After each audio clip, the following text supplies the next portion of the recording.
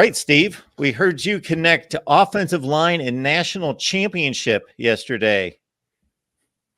Yes, one of my 3 questions I got in there to Coach Day. I was like, "What is the plan on the offensive line to go into spring?" They're going to get they got racked around the world by this defensive line last year to the point that they had to go get Josh Simmons out of the portal after spring practice.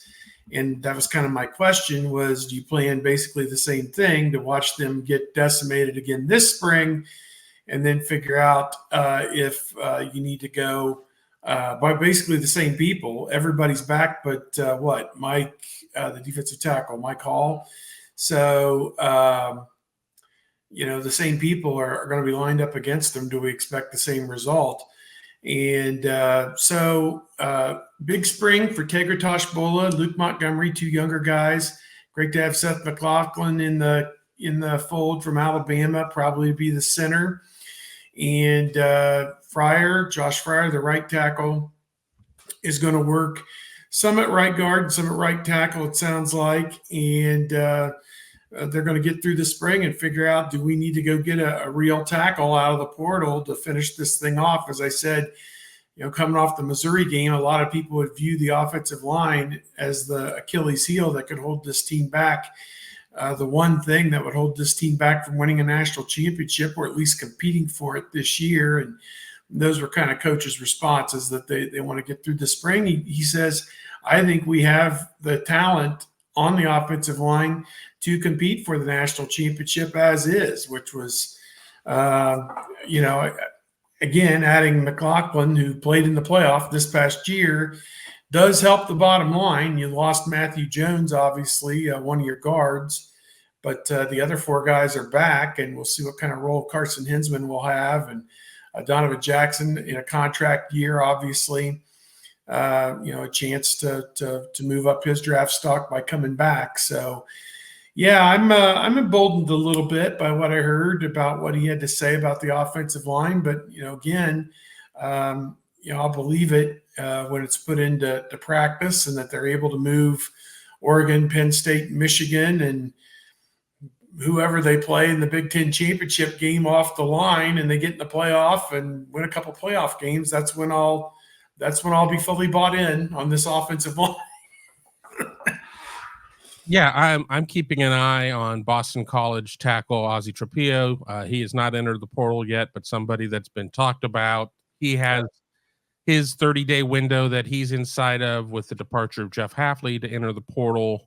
At this point, it's my understanding that Ohio State is certainly keeping an eye on this. It doesn't necessarily mean that Ohio State would act, but that seems to be the best option out there right now before you would get into the post-spring portal situation. It's going to come down to line play. We know that, something that Day talked about with O'Brien, in reevaluating players is, he sat there and kind of went through what they had in the offensive line. It sounds like that there are some expectations from some of these young guys, whether or not it's the Luke Montgomery class with Austin Sorreveld, Josh Padilla, some of those guys, or even the incoming guys. And it's a huge step to make, but Ohio State's offensive line was good at moments, maybe not as great at other moments, but you got to shore a couple of these things up, and that I think that one tackle position is really going to be the question, whether or not Josh Fryer is going to be able to make a leap with another year of training as a tackle, or if a Zen Mahalski, a Tegra Shabola, somebody like that who got beat out initially can make that step, or even a young guy again, as I said, with Luke Montgomery, or if they go to the portal. Yeah, if they don't go to the portal, I think it's just going to be a combination on that right side, something of 2 of the 3 of Luke Montgomery, Josh Fryer, and Tegra Shabola. Whoever the 2 best are there, then you figure out who is best at what spot. And I think it's interesting. They did say Josh Fryer will play a little bit of guard. They'll try him out there in the spring. He's played everywhere on the offensive line, so that won't be much of an issue for him. But I think a lot of people forget that Josh Fryer was an first-team All Big Ten tackle by the media And I can tell you, media doesn't really know much about offensive line play. He was a third team All Big Ten selection by the coaches, which is more significant. But if the coaches were that set on him in terms of, we are totally confident that he can handle his position and we don't need to worry about it, they wouldn't be thinking, you know what, should we try him out at guard? Like, you're not like, should we try Orlando Pace out at center just to see, you know, it was like, not, if you're comfortable with somebody at a position, you leave them there, unless they're being pushed inside or pushed outside by somebody else. And is that Tigger Shabola? Is that Luke Montgomery? I don't know. Is that somebody from the portal who could do that? For sure. But I agree with Day. I think they've got the guys right now that are good enough, because Michigan's offensive line was not fantastic. Washington's offensive line was not fantastic. And those two teams played for a national title. So if you can be as good as those offensive lines, Alabama, for all of their 5-star offensive linemen, they were not very, very good at times last year. So I'm not convinced you need the best offensive line in the nation to win a national championship. You just need to be good enough at that spot. And I think Ohio State is, because they're going to be better. They're in a much better position than they were a year ago. And we talked about this yesterday on our post interview show, that last year at this time, after spring, you had Josh Fryer as your left tackle and Zen Mahalski as your right tackle. And that was it. And so they're so far beyond that now. And the Ohio State staff believes that there's nobody on the offensive line more talented than Josh Simmons as well. And it's just a continuation of getting him better. This is going to be his third year starting. This is going to be Josh Fryer's second year starting. All of these guys are going to be better than they were a year ago. And then if you can bring in somebody from the portal, that makes everybody even better. And we'll see if they can do that.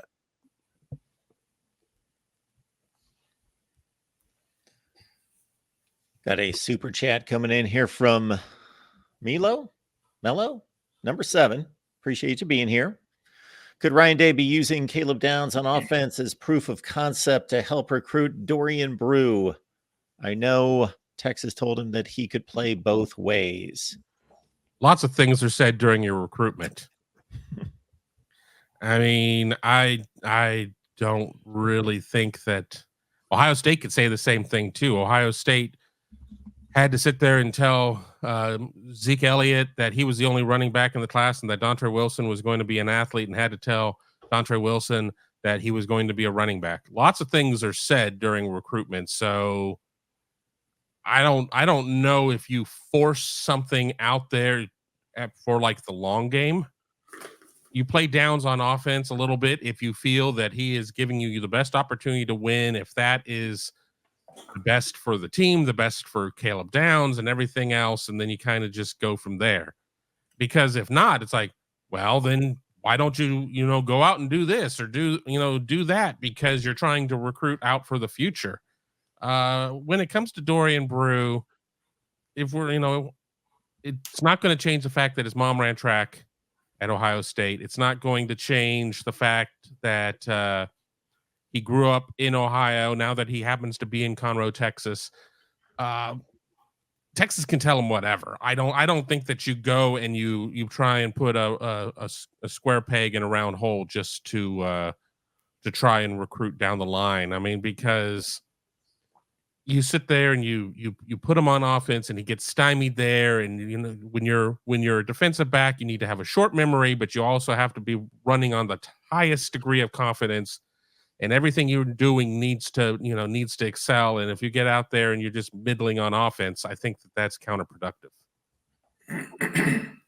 Yeah, I would agree with Kevin that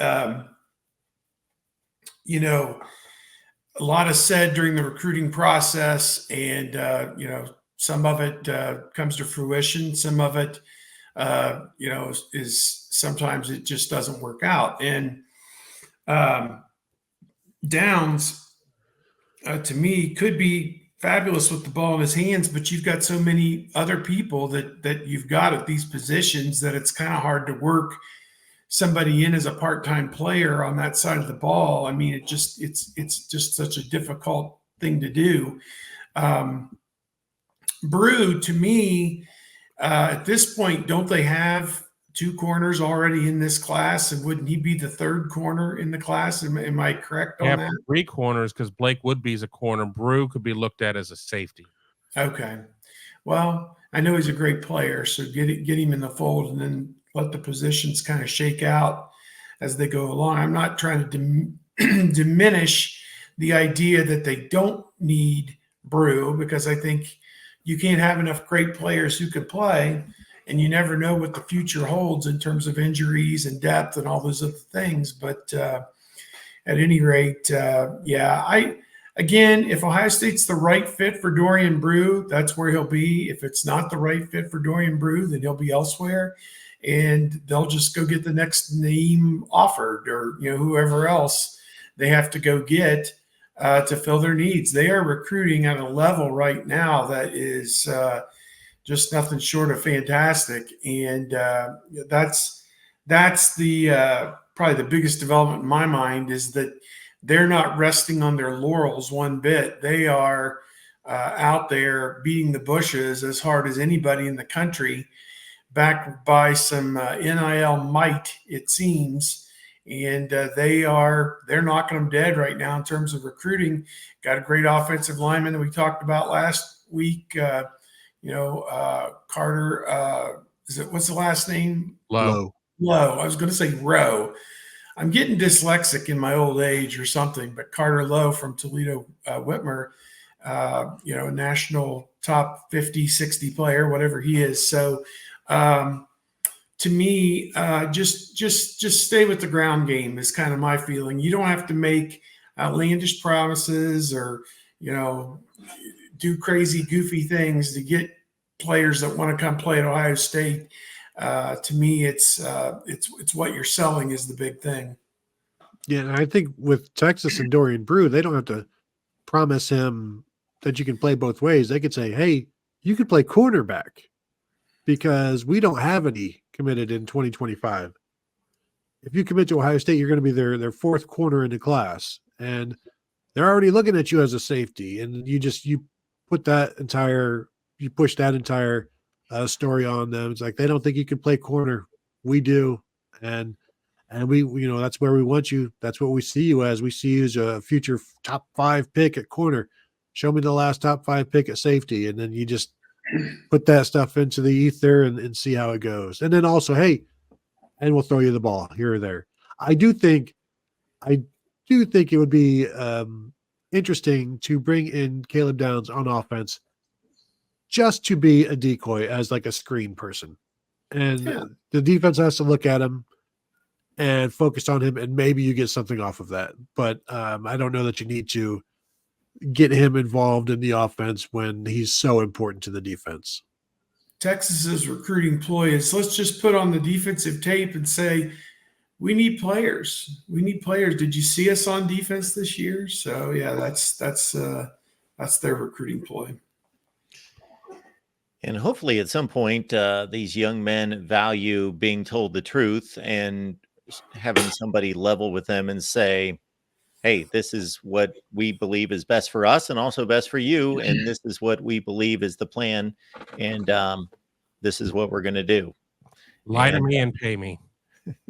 Yeah. Well, there's that too.